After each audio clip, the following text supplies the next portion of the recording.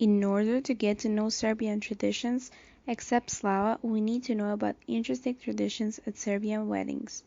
Many people like to have big weddings where the space is decorated with flowers, silk, and decorative bows. The decorations are kept, and the wife's house remains decorated even after the wedding. If you plan to bring flowers as a wedding gift in Serbia, pay attention to number and color of flowers.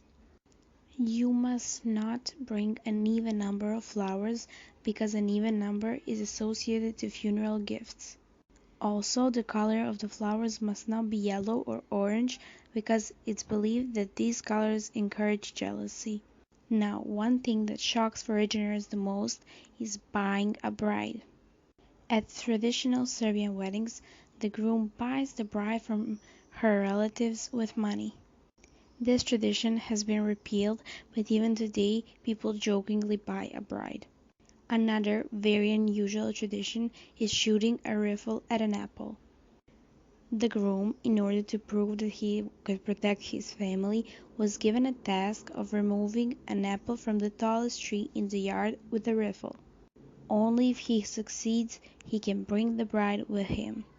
And for the end of the wedding, when the newlyweds come to their new house after the wedding, the bride takes a sieve from her mother-in-law, which contains an apple.